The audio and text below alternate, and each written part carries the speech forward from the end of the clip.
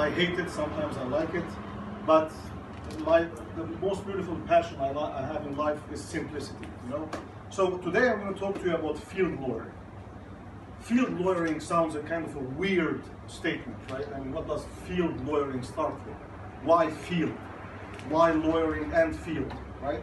So the reason why I'm going to talk about this is that when I started my practice as a lawyer, I worked in major law firms, like very big names that, in respect to those law firms, I will not name them, but very, very big names. And I understood that I don't belong to that world. This is a world where people sit behind desks, write what we call legal opinions. And in general, those are very academic, beautifully written, with 20 or 30 pages of document, out of which 13 are disclaimers saying that we will not be held liable if something happens there, if something happens here, we understood this, we misunderstood that. And then at the same time, you understand that those people have no idea about the real underlying business. So I'm specialized in international commodities trading. I'm based in Geneva. As you know, Geneva is one of the biggest hubs in the world for commodities trading. Just to give you some numbers, 50% of the oil traded in the world is traded out of Geneva.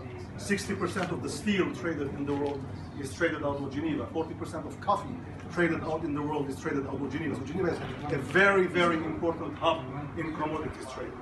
So this is what I've been doing for the last 20 years of my life.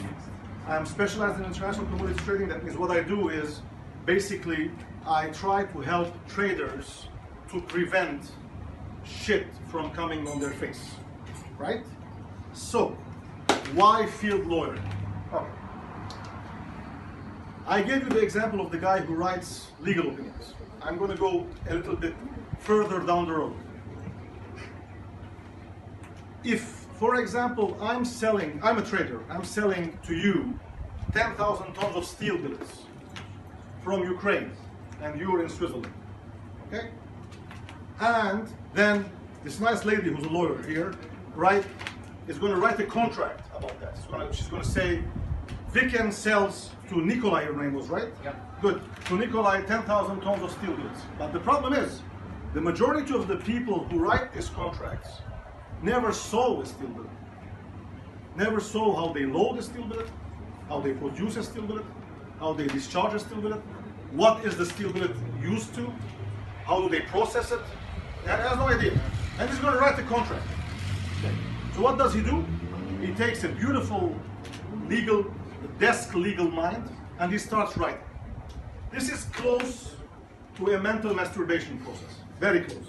So basically this is where you start drafting something which theoretically looks beautiful.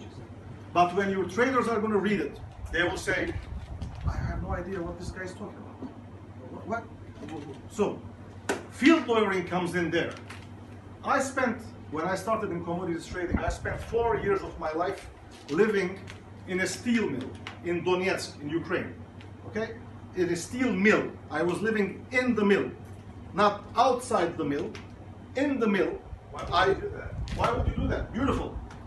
This is where this guy, somebody's listening.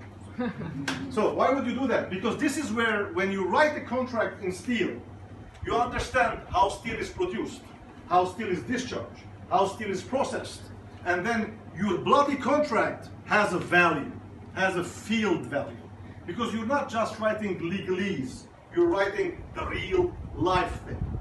The second thing is, when you are dealing with traders, and this is what I deal with in general, you have to speak their language. For example, if a trader calls you and he has a vessel of 40,000 tons of steel in the middle of the ocean, and he's calling you because he has a problem on this vessel, and he tells you, what should I do? If you start your answer, you're the lawyer, you say, as per Article 17 of the Vienna Convention, you will make sure that he will not listen to you and he will never call you back. Field lawyering is about skin in the game, meaning when you are giving an opinion, you should not be not liable on this opinion. That means if I'm giving, not an opinion, I hate this word, if I'm giving a solution, I should be liable if the solution doesn't work. If not, I don't deserve my money. Okay? That means whatever I'm doing is mental masturbation. I'm going to repeat that word. Okay? But you know that masturbation is more expensive than sex, and you know why. Some legal humor. Does anybody know why? Because it's handmade, and whatever is handmade is more expensive. So this is just legal humor, just to make it a little bit look more funny. Anyway, so skin in the game is about when you're giving a solution and it doesn't work, again, you should be liable. It's the same thing like, do we have bankers here in doing private wealth management, bankers? Unfortunately. We do? Good. So those are people I like. So those are people, for example, as you buy Apple shares. And you tell them, do you have Apple shares yourself? No. Then why do you tell them to buy it? Where is his skin in the game? Zero. If Apple shares fall down, you cannot do anything about it. Same thing about the idiots who write conventions. Okay? I'm going to give you a very simple example in trading. For hundreds of years, merchants, traders in the world, lived in something called the lex mercatoria. Lex mercatoria in Latin means the law of the market. Those people created, the merchants themselves, created rules and traditions of the ways they are going to work. They even created rules to solve and settle their disputes.